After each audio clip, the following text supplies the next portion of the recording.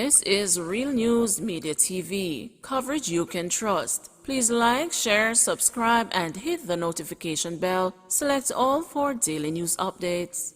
St. Catherine man held at police checkpoint with missing teen ward charged.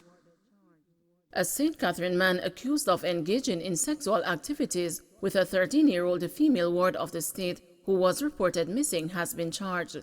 26-year-old Curtis Hamilton of Top Mountain in Kingston town has been charged with rape, grievous sexual assault, and the sexual touching of a child.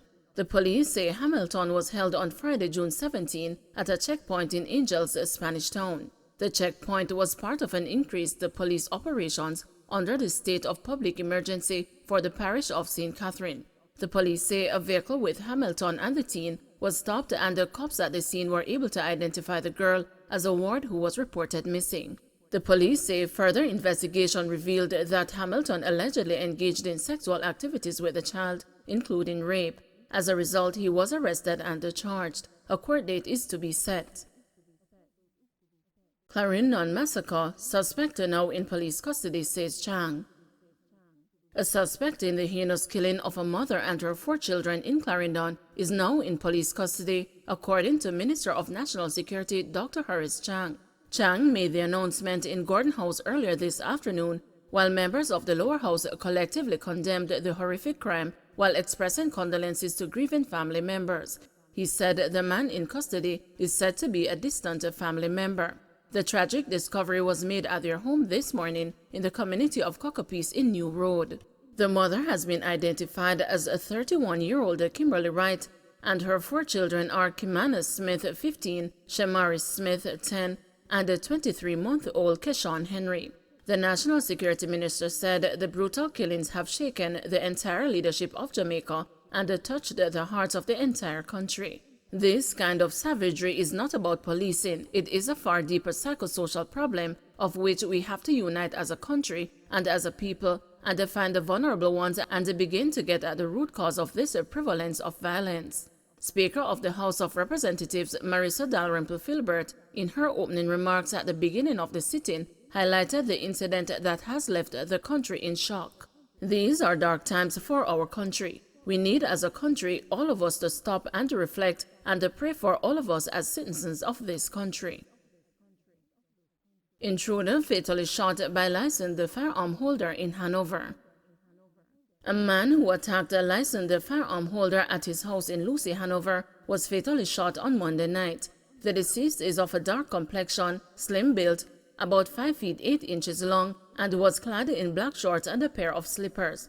The police in Lucy report that about 10:15 p.m., the licensed firearm holder was at home with his family members when he reportedly heard strange sounds coming from the outside of the premises. He reportedly went for his licensed firearm and went to investigate. While doing so, he was allegedly attacked by the unidentified man who was armed with a knife. The homeowner opened the fire, hitting the attacker, who fell to the ground. The gun owner ran back inside his house, where he collapsed and became unconscious. The police were summoned, and the wounded intruder and the unconscious licensed firearm holder were taken to the Noel Holmes Hospital, where the unidentified male was pronounced dead and the elderly man treated. Gunman kills 2, injures 1 in downtown Kingston attack. 2 men were shot dead and another injured by a gunman on Church Street in downtown Kingston this afternoon. Police have identified the dead men as Dwayne Hall, 34, from Tower Street and Ladlin, Kingston, and Kirkland Damian Baker, 37, from Bayshore Park in Harborview, St. Andrew. The injured man is 24 years old. The police have not yet established a motive for the killing. Information reaching the news is that about 12:30 p.m., a man pounced on the 3 men and opened gunfire at them. He reportedly escaped on a motorcycle on Port Royal Street. All 3 injured men were taken to the hospital, where Hall and Baker succumbed to their injuries about 12:47 p.m. and 12:50 p.m. respectively. The injured victim immediately underwent surgery. Several videos of the incident have since gone viral on social media. St. Catherine spiritual leader charged with rape of minor. A St. Catherine man described as a spiritual leader has been charged in connection with the sexual assault of a minor. The police say the offenses were allegedly committed on Friday, May 6 during an exorcism. Joma Hepburn, 42, of Gordon Boulevard in Spanish Town, has been charged by detectives assigned to the Center for the Investigation of Sexual Offenses and Child Abuse with rape, grievous sexual assault, and the sexual touching of a child. The police report that the child was sent to Hepburn for him to perform an exorcism. It is being alleged that during the exercise, he committed sexual acts including rape. A report was subsequently made to the police, and Hepburn was arrested and later charged. A court date is to be set. Upset Transport Authority workers protest departure of MD. There is worker unrest at the Transport Authority in St. Andrew as staff are upset over the reported departure of Managing Director Willard Hilton. No MD, no work, protesting employees shouted. Edgerton Newman, head of the transport lobby group Transport Operators Development Sustainable Services, who was on site, has described it as a sad day. Hilton turned in his resignation, which takes effect June 30, but it's believed that he was forced out by internal staff, Newman told the news Tuesday afternoon. Mr. Hilton is the best managing director of the Transport Authority that I have seen in the past 20 years. He has an open-door policy, a man who meets with us on the ground level at any time, even as early as 7 a.m. There are persons who don't like how he operates, Newman added. Chief Financial Officer Michael Bayrou will attend to matters requiring the acting managing director's attention. Sources indicate that Hilton had grown frustrated by the reported interference of a senior Transport Authority official with whom he could no longer work. Bail extended for Tivoli teen in classroom brawl with a teacher. Bail was today extended for the 16-year-old Tivoli Gardens High School male student who was involved in a classroom brawl with a teacher. The case against the teen, who is charged with assault and malicious destruction of property, was called up at the Kingston and St. Andrew Family Court this morning. His attorney, Vincent Wellesley, told the court that the court ordered that disclosure be made by July 28. He said the case was set for mention on September 7. The attorney expressed the view that the 56-year-old should be charged, arguing that she played a role in the incident. The June 6 classroom brawl, which was captured on video and widely circulated on social media platforms, sparked national outrage. The 16-year-old said he went to the classroom to buy sweets from a female student during lunch break. Upon request to leave the classroom, which he did not initially comply with, he alleged that the teacher threw a bag at him. The boy said he acted in self-defense when the incident escalated.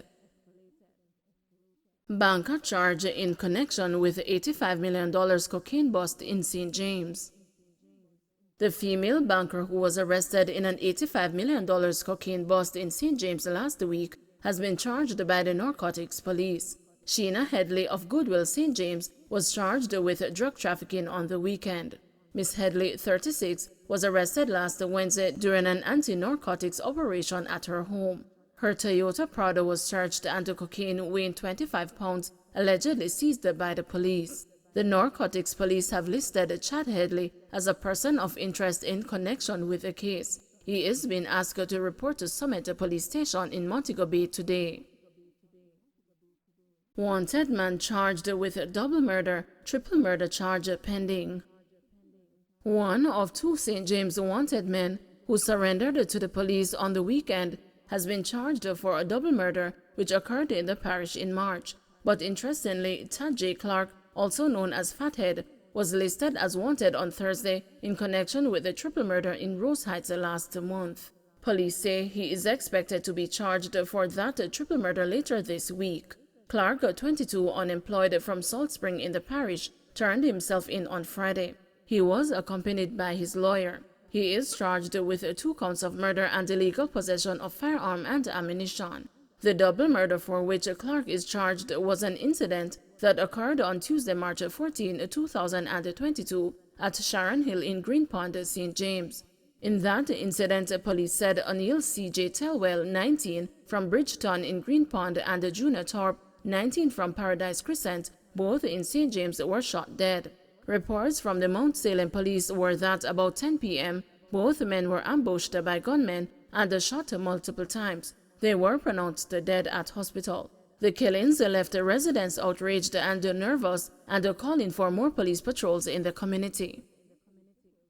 Don't forget to like, share, subscribe, and hit the notification bell. Select all for daily news updates.